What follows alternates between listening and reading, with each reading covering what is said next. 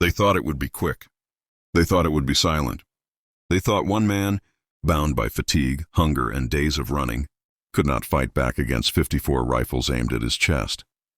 They were wrong. War has a strange way of stripping men down to their truest form. Titles vanish, ranks dissolve, ideologies blur. What remains is a raw animal instinct, survive or be erased. On a humid morning deep inside the Pacific jungle, that instinct would turn a condemned prisoner into a living nightmare for an entire Japanese unit. No witnesses would survive to tell the story, only bodies, 54 of them, and one American still breathing. This is not a story about luck. This is not a story about mercy. This is a story about what happens when a trained killer is pushed beyond fear. When execution turns into extermination in less than 7 minutes, the American had been running for days. His uniform was no longer green. It was brown with mud, black with dried blood, and torn by thorns that had clawed at him like wild animals. His boots had lost their soles somewhere miles back, and each step felt like walking on knives. He had eaten nothing but rainwater, and a handful of roots he wasn't even sure were safe. Sleep came in seconds-long bursts, always ending with his hand gripping an invisible weapon. Behind him was death. Ahead of him was enemy territory. Above him, the jungle canopy swallowed the sky whole. He was a reconnaissance operative, trained to disappear, trained to kill quietly, trained to survive alone. But even the best training has limits. When the Japanese patrol finally closed in, there was no dramatic firefight, no heroic last stand. A rifle butt smashed into the side of his skull. The world went dark. When he woke up, he was on his knees. His hands were tied behind his back with coarse rope that bit into his wrists. Blood trickled down into his eyes, blurring the faces in front of him. 54 Japanese soldiers stood in a wide semicircle, rifles leveled, bayonets gleaming faintly in the filtered jungle light. An officer stepped forward, his posture calm, almost bored. This wasn't an interrogation. This wasn't a prison camp transfer. This was an execution. The officer spoke briefly. Orders, not words. The soldiers adjusted their footing, spreading out, ensuring there would be no escape. Someone laughed quietly. Another soldier spat on the ground near the American's knees. To them, this was routine. Another enemy captured. Another body to be buried by the jungle. What they didn't know was that the man kneeling before them had already killed before sunrise that same day, silently, efficiently, without hesitation. And his mind, even now, was not begging for mercy. It was calculating. Time slowed the way it only does when death is seconds away. He noticed everything, the way the officer's pistol hung loosely in its holster, the uneven spacing between the two soldiers on the far left, the nervous twitch in the hands of the youngest rifleman. He tested the rope subtly, rotating his wrists just enough to feel where the fibers were weakest. Pain flared, but pain was irrelevant. Pain was familiar. Fear never entered the equation. The officer raised his hand. This was the moment when most men would break, cry, scream, close their eyes. But the American did none of those things. Instead, his breathing slowed, his muscles coiled, his jaw clenched so tightly it felt like his teeth might shatter. Because he knew something they didn't. They were too close. The first gunshot never came. Instead, the American lunged forward. With a violence so sudden it shattered the stillness of the clearing, he threw his full weight to one side, snapping the rope against the jagged edge of a broken crate behind him. Fibers tore, not completely but enough. At the same instant, he slammed his shoulder into the nearest soldier's knees.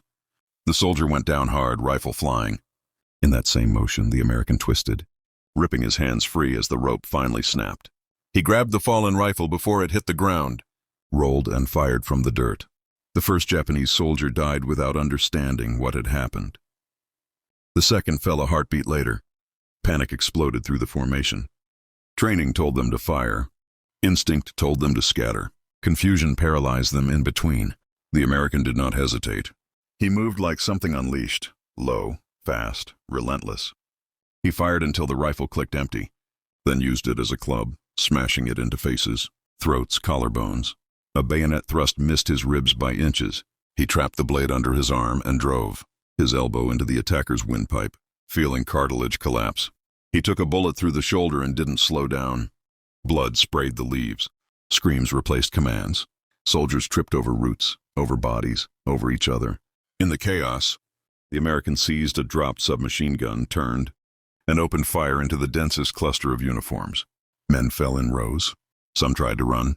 The jungle offered no escape. Within minutes, the clearing had transformed into a slaughterhouse. Smoke hung heavy in the air. The officer lay face down, his pistol finally fired, but too late. Hands still twitching, fingers clawing at the dirt, soldiers bled out where they had stood moments before, confident and cruel. The American stood in the center of it all. Chest heaving, ears ringing, body trembling from adrenaline and blood loss. He had been shot, stabbed, cut, beaten, but he was alive. 54 Japanese soldiers were not. 7 minutes. That was all it took. He didn't celebrate. He didn't collapse. He didn't look back.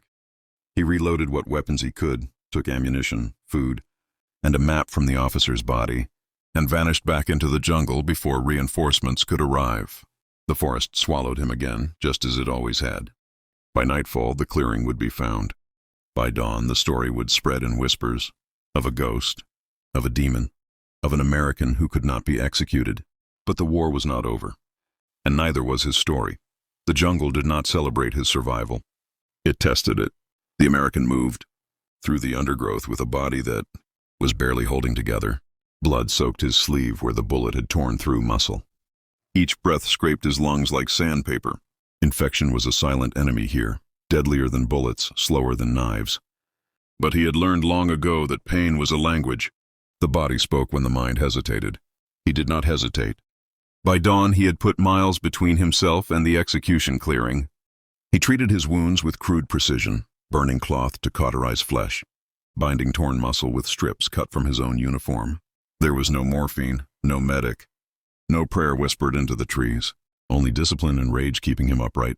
Behind him, the Japanese command structure was unraveling. When the bodies were found, the officers did not believe the reports.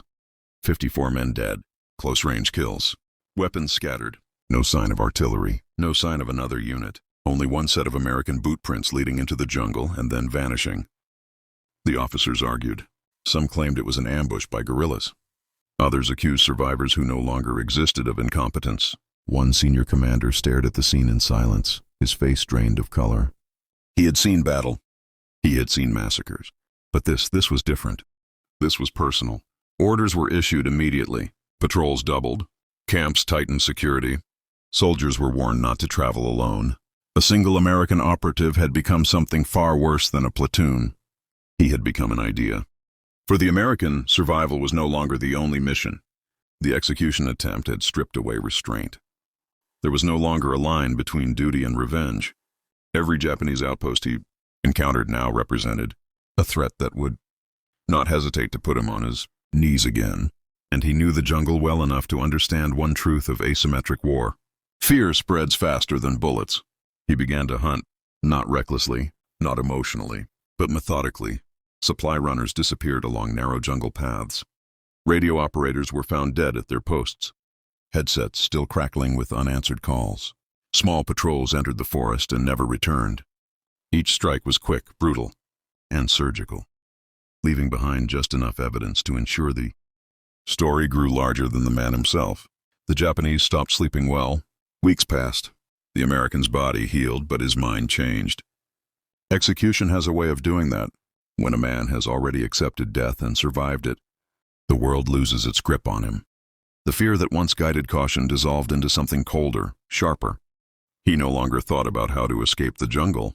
He thought about how to own it. Reports filtered up the chain of command, describing an enemy who moved without sound, who attacked at impossible angles, who struck even heavily guarded positions. Some soldiers swore they heard whispers in English just before the killing began. Others claimed they saw a wounded American walking openly through the rain, daring them to fire.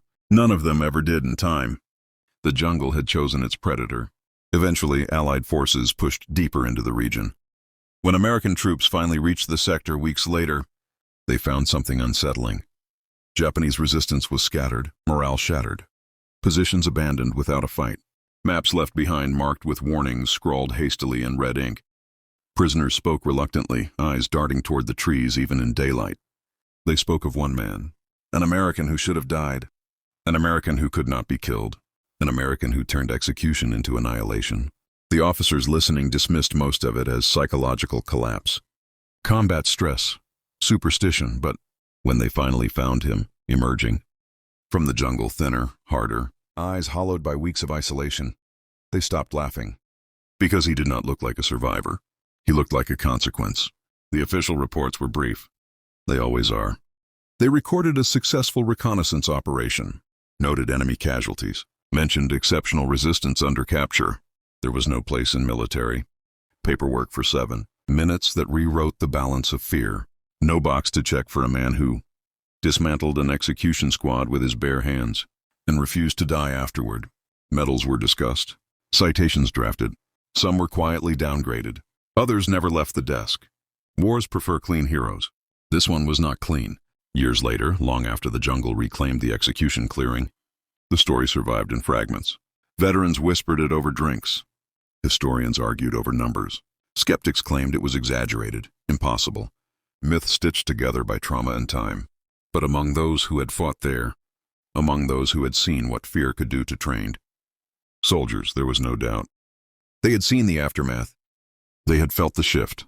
They knew that sometimes war creates moments so violent, so concentrated that they bend reality around them. 7 minutes. That was all it took. War is often remembered in dates, in maps, in casualty numbers printed neatly in books. But war is not neat. It is lived in seconds, seconds where men decide who they will be forever. When 54 rifles were raised against one American, history expected an execution. Instead, it witnessed a transformation. A moment when fear chose the wrong man and paid for it with an entire unit's worth of lives. He was not invincible. He was not immortal. He was simply a man who refused to die on his knees. And somewhere deep in a jungle that no longer remembers their names, the silence still carries the echo of 7 minutes that proved a terrifying truth. Sometimes the most dangerous weapon in war is not an army, but the moment you push one soldier too far,